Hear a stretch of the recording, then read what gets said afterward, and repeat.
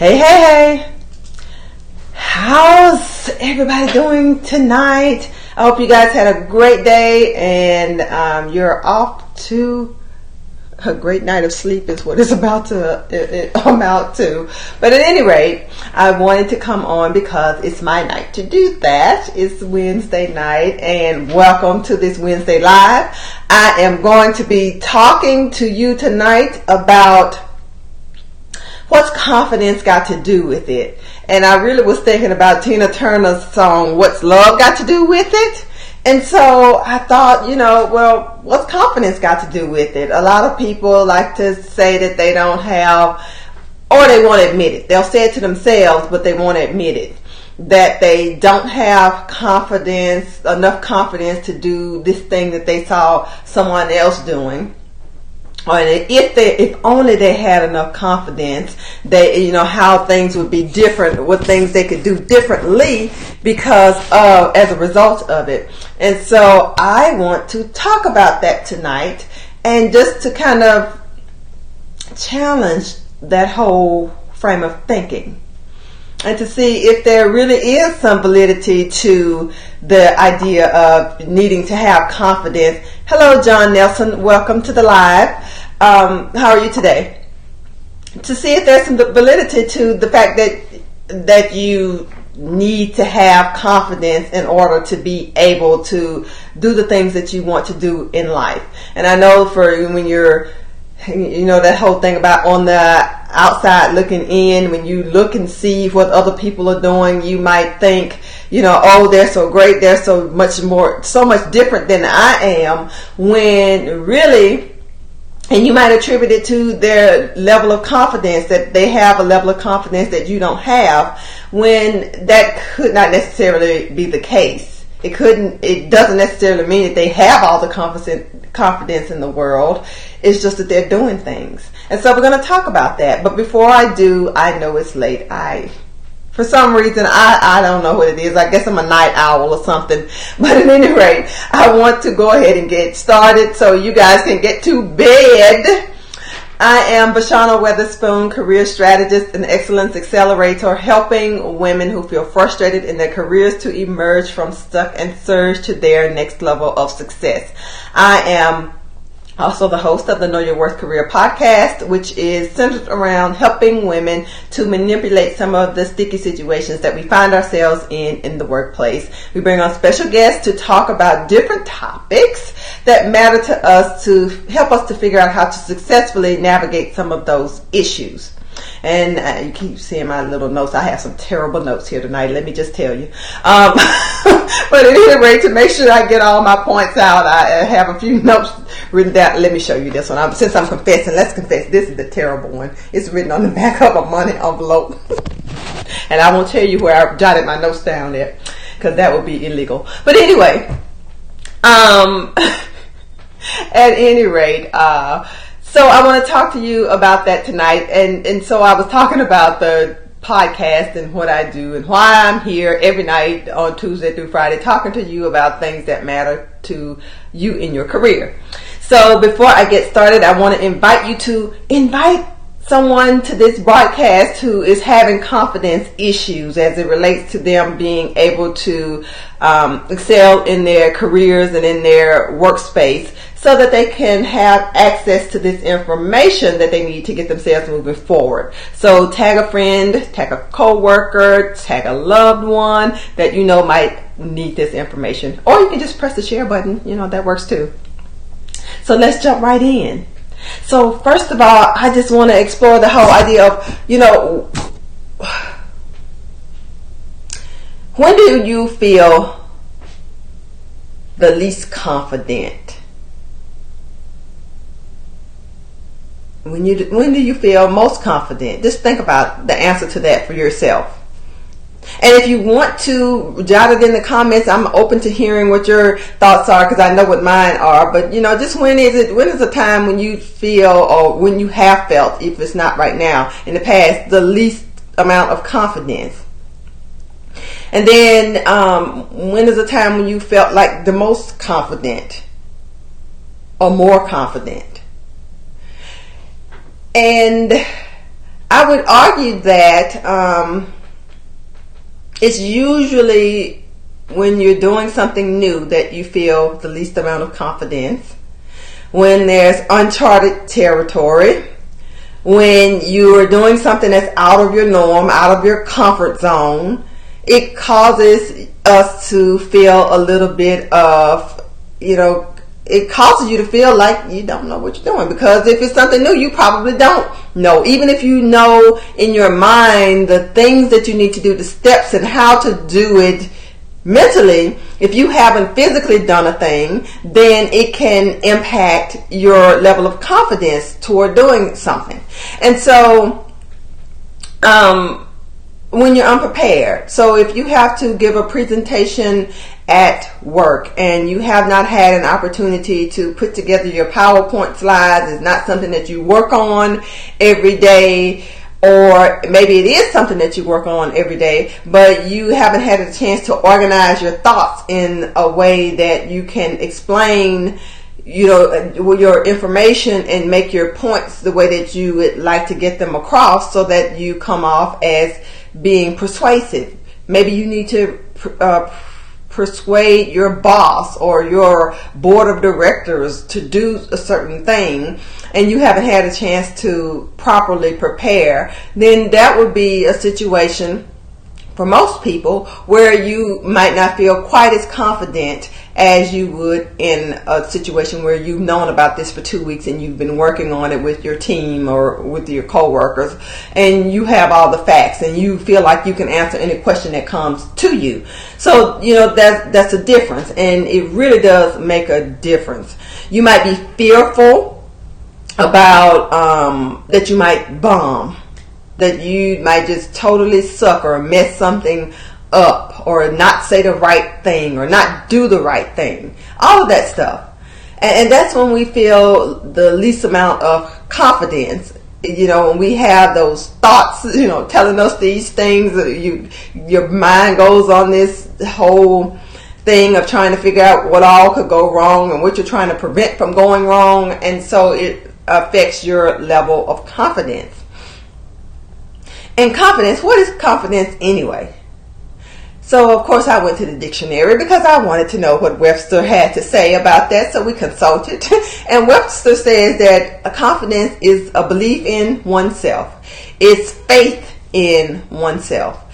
It's feeling self-assured, arising from the appreciation of your own abilities and or qualities. So it's that self-reliance. It's the feeling that I got this. I can do what I need to do to get the result or the outcome that I need to do. And there's absolutely no doubt about it in my mind. That I am resourceful. That I am self-reliant. I can pull the cat out of the bag. Is that what? No, that's the wrong one. The rabbit out of the hat. I think that's probably a little bit better. But anyway, and how can you believe in your abilities if you haven't done the thing that you're attempting to do? And that one, is really based upon, if you haven't done it before, you prepare. That's one way that you can do it. The other thing is just having that faith. The biggest thing is having the faith to trust that you can find the answers, you can figure it out. And when you can get to that point where you can just believe that you can figure it out, that you're resourceful enough to be able to figure it out, then you don't have to have all of the answers. And that right there just really helps to relieve some of the pressure that you might be feeling about, not being able to live up to certain standards, not being able to produce, not being able to get the right outcomes or attract the right people or whatever it is that you're attempting to do.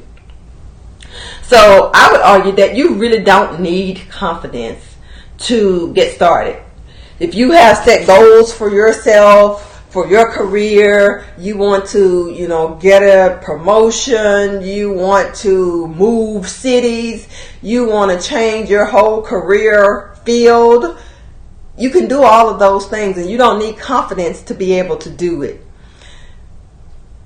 What you need the most is probably, more than likely, 99 times out of 100, is to get out of your own way.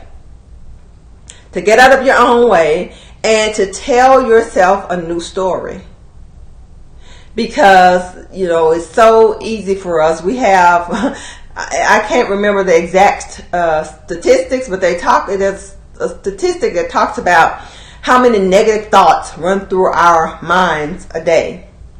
And it's one of the reasons why Napoleon Hill, in his book Think and Grow Rich, talks about the value of using affirmations daily, because we have so many, just thousands and millions of negative thoughts that run through our heads on a daily basis, and there's nothing to keep them in check. So the affirmations serve as a way to put some positivity in between some of that negativity, and hopefully the idea behind it is that it programs your subconscious mind.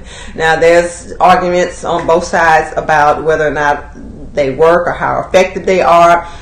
I'm not here to debate that right now, but it is something that, is suggested in that particular book that I just talked about, which is one of the #1 success books that's written, and it's been in existence for years and years and years, and it's still very popular. I think it was written in 1930, I want to say 7 or something like that. So anyway, but back to what I'm really talking about, which is, we have all these negative thoughts. We have all these negative ideas. We tell ourselves all of these stories. We take in everything that's going on around us in the media, in our neighborhoods, in our schools, what our friends' opinions and experiences have been. And we, of course, we're picking up on negative things because that's what's out there. There's a lot of negativity out there, and we pick it up and we take it on. And we take it on and own it as our own thing, and we tell ourselves that we can't do this or we can't do that thing because of XYZ evidence that we have collected. So if we can tell ourselves a new story, that we can do whatever we need to do, we are resourceful enough to do the things that we need to do, that we are smart enough, we're intelligent enough, we are connected enough, whatever it is. Hey Nikisha, how are you? I am Nikisha B. That if you tell yourself those kinds of things, then it actually helps to shift your thinking from what you can't do and what the limitations are to what you can do. And not only what you can do, but how can you do it? So, it really helps to switch your brain and get it to thinking where it's actually solving problems for you instead of creating additional problems for you. So most people are just like you. If you are sitting around thinking, I don't have enough confidence to do, XYZ, guess how many other people are out there thinking that exact same thought and having that exact same feeling at the exact same time? A whole bunch of them. And the truth is that the majority are never going to do anything. They're always going to sit around and not have confidence and think that everybody else has some special superpower that they don't have, and they can do things that, they just are not able to accomplish because they just don't have that confidence. They just don't have those resources and whatever else it is. It's just really, a lot of reasons that we come up with to rationalize things and to allow us to be able to stay in the position that we're in and feel comfortable. Well, I don't even know if you're really comfortable with it, but to be comfortable enough to not move out of that space. So if you're worried about what somebody else is going to think or say about something that you're attempting to do, or that you're going to fail and somebody's going to laugh or talk about it or whatever, then you really need to just consider, who are these people anyway? Are these same millions of people that are sitting on the couch and that have been sitting there for years, and they're going to be sitting there for 10 or 20 more years because they're never going to take a step to do anything? And do you really care if those are the people who are talking because you actually had enough courage to try something and not succeed at it, and they never even had the guts to get off the sofa. So, you really have to give your own self that pep talk to say, okay, does this even make sense? And am I stopping myself from being my greatest self, from reaching my fullest potential, because I am so consumed and so concerned about not having enough confidence to even get started? You just need to get moving. And the more you start doing the thing that you say or that you want to do, or working toward doing the thing that you say that you want to do, the more confidence you're going to gain. The more you do the thing, the more confidence you're going to gain. The more confident you're going to become in doing the thing. That's the way it works. That's how we get confidence. We don't get confidence by imagining it in our minds. You could, and that would be great. Hey Vanessa, how are you? Thank you. So you could, think it up. It would be good if that's the story you're telling yourself, and then you get up and you move from it. But if it's not, and you're not there yet, just start moving. And don't do something, you're not going to do anything drastic, but figure out what like a small baby step is. What is a one little thing that you can do right now, tomorrow? You don't want to put it off, because if you put it off too long, guess what's going to happen? You're not going to do anything. You're going to be sitting over there on the sofa with all the other people. So, figure out what is one little thing that I can do right now, or I can plan to do in the immediate future, that's going to get me to moving. Get me into action. Get me to doing something that's outside of my comfort zone. Maybe not too far out, because I don't want to just throw you into something. We don't want to throw you into something. But we want you to get moving, because the more you engage, the more you move, the more confidence you're going to build up. So all you really need is that first step of courage. A little bit of courage. You don't even need a lot. Just a little bit, to get yourself moving, and you'll become competent at the thing the more that you do it. It's that whole thing about repetition. It's really true. Repetition is the mother of all skill, which is why that's how we learn best, when we hear things over and over. When we have a chance to try things and do things repetitively, we learn it best. And the same thing happens with your confidence. The more that you do a thing, the more confident that you're going to become to do it. And you can't sit around and wait until you gather and muster up all of this confidence and say, that's when I'm going to start, because you're never going to start, because that's never going to happen. Okay? So, let me check it. I showed y'all my notes, and if y'all didn't see them, I'm not going to show them again, because they're terrible. They're written on the back of a money envelope from the bank. But anyway, let me check and make sure I'm sharing everything I wanted to share with you. But I really just want you to understand that, you don't wait to get started. That's my whole thing.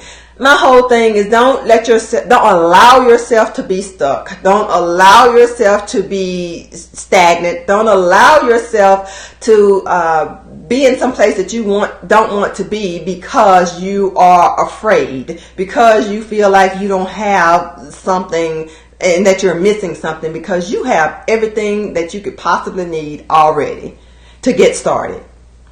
And the more that you do things, yeah, thanks Vanessa. And so the more that you do a thing, the more resources that come to you. The more when you take that first step, then you start to see the second step and the third step and the next step. But if you don't do anything and you sit right there and you try to get it all figured out from the beginning, guess what? Again, you're back over there on the sofa, eating bonbons and all of that kind of stuff.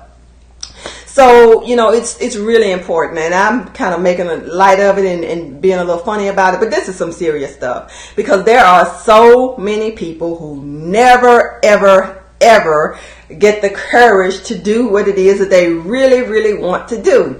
And they just really have all of these things. And I can talk about it because I've been there myself. And there's things that I'm not confident about. And I'm not confident about them because I've never done them. But I know that if I did try them and I did them enough, I could gain some confidence in it. So, it's the same for anybody else. It really is the same for anybody else. And I would really encourage you to think about. Instead of being so worried about what somebody is going to think or say about what you're trying to do, somebody who really, probably is not all that fond of you anyway, or they're not really rooting for you, or not really wanting to see you excel or to do well, think about, what if you don't? So instead of thinking about what all the things that can happen if you do try to do something, think about what are the repercussions if you don't. And think about the people that you actually care about and whose opinions you're actually concerned about and whose well-being is going to be affected by you not doing the things that you are capable of doing, but you're just allowing your thoughts, your fears, your lack of confidence to keep you from doing them. I mean, because you are not going after that promotion, you're not going to be able to send your kid to college. You're not going to be able to take your family on that dream vacation. You're not going to be able to save up for retirement so that you actually can retire. Like, what is the consequence of you not trying the thing, of you not doing the thing? Are you going to go to your grave and know that you never even had a chance to express the gifts that you've been given?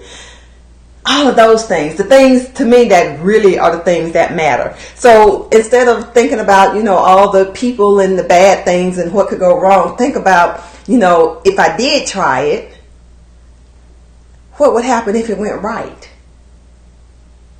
So it's just a shift of thinking, a shift in the way that you're thinking about it. And so, I would just say, you just need to be committed. Decide what it is that you want to do and commit to doing it. Commit to doing it on a small scale. As I said before, set some small goals. Just get started. That's the most important thing. And I don't care if and I know I've heard this a lot. I'm late. I mean, I should have done it 20, 30, 40, whatever years ago. That's water under the bridge. The only thing we can control and do something about is right now. So if you have a goal that you want to achieve and you have not acted on it in the last 20 years, today is a good day to get started. As Tony Robbins says, when is now a good time? That's it. I mean, that really is it. So if you are someone who is in this kind of situation where you're wanting to make changes, you're concerned about not having that level of confidence, hopefully after you've heard this talk tonight, that is not your case anymore, because it should not be. And you're ready to take steps to do the things that you need to do to gain that confidence by getting into action, by starting to do the things that you need to do to get you to where you want to be. I would like to give you an opportunity to get your very own, your next level career action planner. It's a planner that I designed specifically for individuals who are ready to get out of their stagnation, ready to get out of their stuckness, ready to get themselves into action, working consistently toward the goals that they've set for themselves and their careers this year. Not next year we're going to start, but to start like today. And I have, and it's also designed to help you to be strategic, to do things that are strategic, that are directly related to your goals, and to be able to monitor your progress and hold yourself accountable to those goals that you set. So this is all incorporated in this career action planner. But there's a bonus. I was saying last night, I really did. I was an overachiever when it came to creating this, because I'm so passionate about this whole thing, and us as women in particular being able to better our lives for ourselves and our families and the generations to come behind us. I know that we don't just get up in the morning and go to work, and we do it because it's just so fun. We do it because it's financially rewarding. And if it's not financially rewarding, that's why you're having this career action planner, so that you can do what it takes to make it financially rewarding. But we want the money, and we don't just want to make money. We want to make money and be able to keep some of our money. We want to be able to save for our retirement. We want to be able to take our family on vacation. We want to be able to help others who are in need. and all kinds of things, and everybody has their different goals about what why they work and why work is important to them and why money is important to them and what they hope to accomplish with it. But whatever it is, I want to see you be able to do the things that you really enjoy with your money and not just have to use every penny of it to pay the bills and just to keep a roof over your head. So we have a financial planner in there, and it's all about helping you to reach your savings goals and to really know where your money is going, how you're spending your money, where your money is going, being more accountable with your finances so that you can do the things that you really want to do with the money that you earn. And I didn't stop there. There's another section that I've added, and this one is about your health and wellness, because I know that it doesn't matter how much money you make, if you don't have the health, the wellness, the vitality to be able to enjoy it, then it really loses some of its appeal, some of its luster, so to speak. And so we have a section in there that's really about helping you to stay accountable to your health and wellness goals, to set them, to work consistently toward them, and to be held accountable to them, and to be able to measure your progress. That's so important. And to make sure that you are where you want to be in all of those areas of your life, because they really go together and they work together hand in hand. So if it's something that you could benefit from, you can get more details at bit.ly/your next level CAP, capital CAP, which is Career Action Planner. And if you're on Facebook, it's actually in the link in this video. But it's bit.ly/your next level CAP, capital CAP, Career Action Planner. Get your copy today and get started today. So I hope you have enjoyed this information, that you have gotten some inspiration from it, some motivation, some encouragement, some tips to be able to help you to get off the couch and join those of us who are actually doing things and making things happen, and who are pursuing our purpose, who are pursuing our passions, who are doing things to make a difference, not only in our lives, but in the lives of others. Because at the end of the day, you can make all the money that you want, but for me, it's important to be able to help other people as well. So until tomorrow, I hope you guys have a wonderful night, and don't forget to like and share this video. Bye-bye.